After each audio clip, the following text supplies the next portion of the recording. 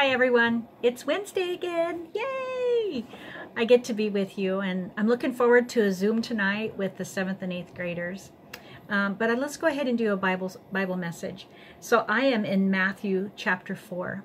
But before we start that, Pastor Joe, Pastor Cindy, and myself, we're doing something different.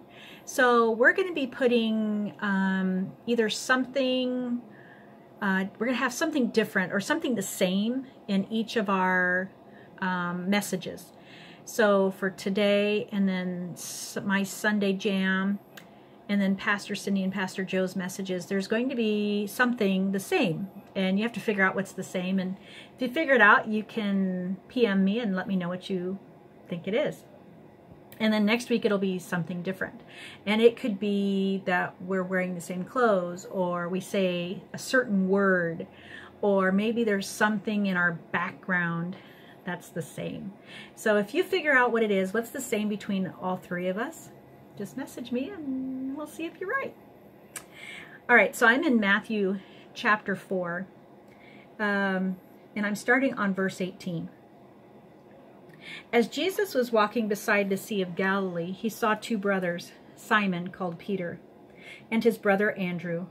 They were casting a net into the lake, for they were fishermen. "Come follow me," Jesus said, "and I will make you fishers of men." At once they left their nets and followed him. Going on from there, he saw two other brothers, James, son of Zebedee, and his brother John. They were in a boat with their father Zebedee, preparing their nets. Jesus called them, and immediately they left the boat and their father and followed him.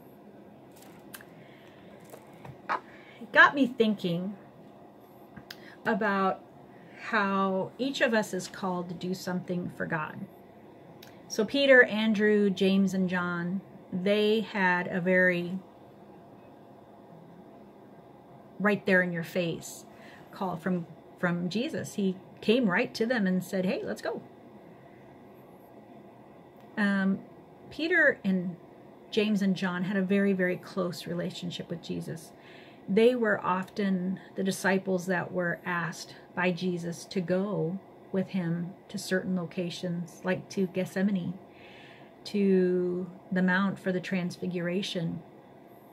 Sometimes when Jesus went off to pray, he would take the disciples, Peter and James and John, with him.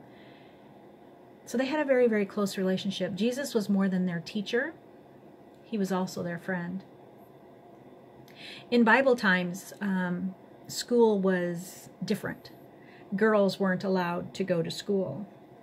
Boys went to school, but not for the reason that you all go to school. They went to learn the Bible. And the goal, the hope was that for the family was that their son would become a rabbi or get to be a disciple of a rabbi. That was like the ultimate thing. And so the boys would go to school and they'd start memorizing scripture, and then they would be tested. And if they were good enough, they would stay in school. And if they weren't good enough, they got sent home. School was done for them. And then they would have to start learning the trade of their father. If they continued on in school, they would go on farther, and then they would take a test again. And if they were good enough, they moved on. And if they weren't, they went home. So what this means is Peter and Andrew and James and John weren't good enough. They got sent home. They got sent home to do the trade of their father, and that was to be fishermen. And then Jesus comes.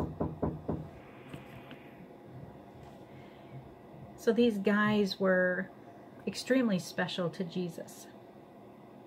But they got looked at differently because they weren't good enough. So what did Jesus see in them that the others did not? Did Peter, Andrew, James, and John even know who Jesus was? When Jesus says, "Come follow me, and I'll make you fishers of men," that's a very weird saying. And when Jesus goes to James and John, they're in the boat with their father And they just up and leave him in the boat. They just take off. Now, none of them knew what was going to happen to them in their lives. They didn't know what tomorrow was going to bring. They didn't know that most of them would be martyred for following Jesus. They had no idea that they were going to die gruesome deaths. But they went because they were called. And I think about how sometimes we're called and we don't listen, or is that God calling me? I don't know. Is this? I don't know. And we question it and we hesitate.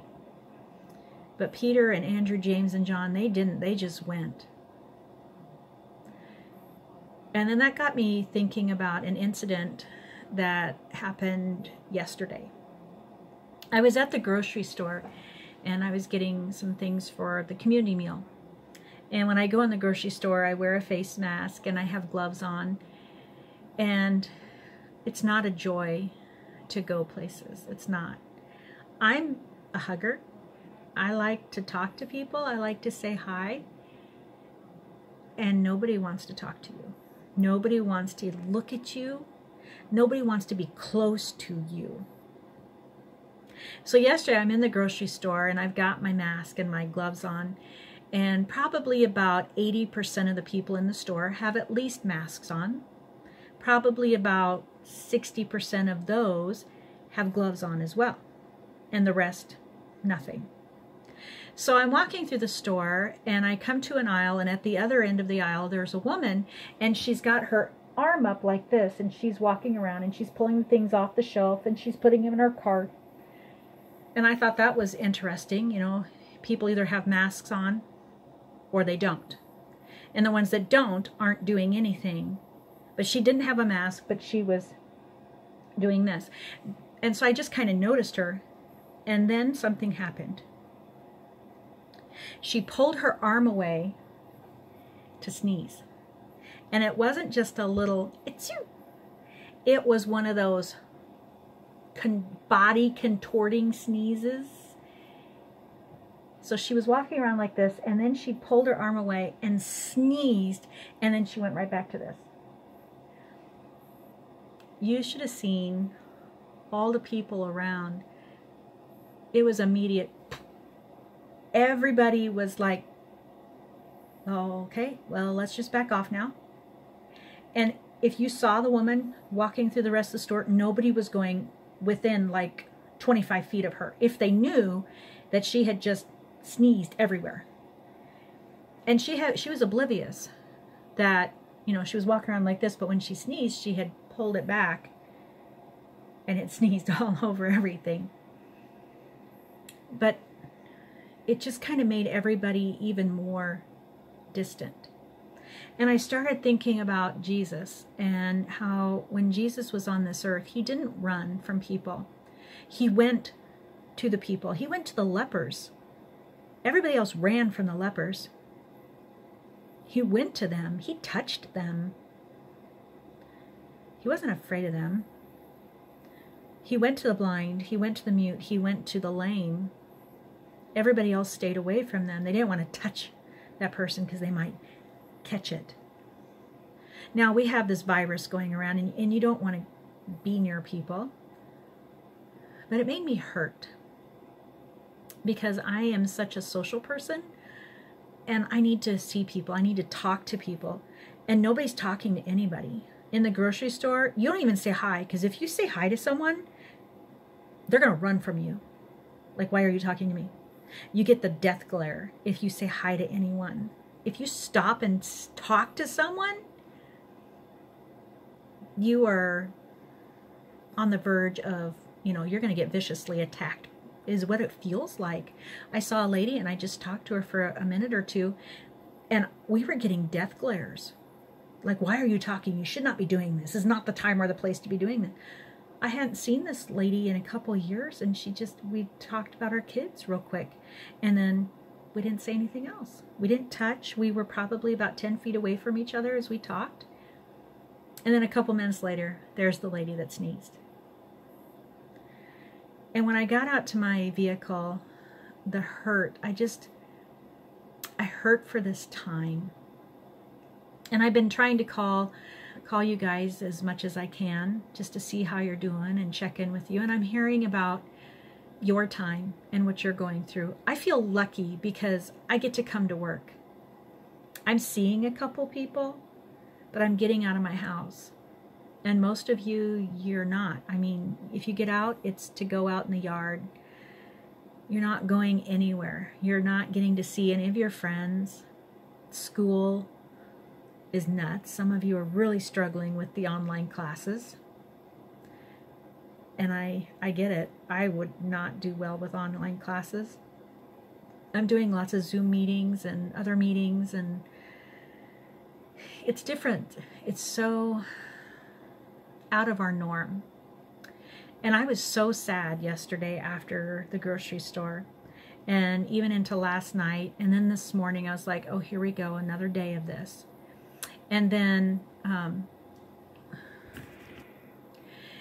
I had my devotion this morning. And if any of you have paid attention to me in my devotion time is extremely special to me. And I don't just read my Bible. I have several books. And this is one of my books. It's Jesus Calling by Sarah Young. And the way she writes her devotional books is very different.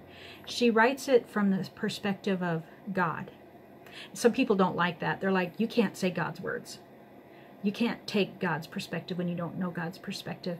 But I love it because I feel like that is God's perspective for some of these things. And so I want to read to you the message from today. So this is the April 15th message from Jesus Calling. Trust me and don't be afraid. Many things feel out of control. Your routines are not running smoothly. You tend to feel more secure when your life is predictable. Let me lead you to the rock that is higher than you and your circumstances. Take refuge in the shelter of my wings where you are absolutely secure. When you are shaken out of your comfortable routine, grip my hand tightly and look for growth opportunities. Instead of bemoaning the loss of your comfort, accept the challenge of something new. I lead you on from glory to glory, making you fit for my kingdom. Say yes to the ways I work in your life. Trust me and don't be afraid. I read this morning and I was like, okay, God, here we go. And I felt like he was, this message was written specifically for me.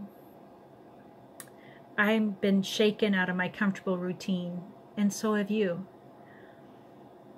I don't feel secure. Life isn't predictable.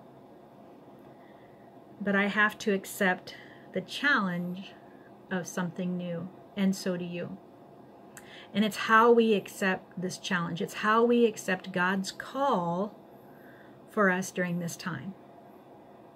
And it's different. It's difficult. I know. But we need to be here for each other. We need to support each other. And so that's why I'm offering you the opportunity to call and talk to me.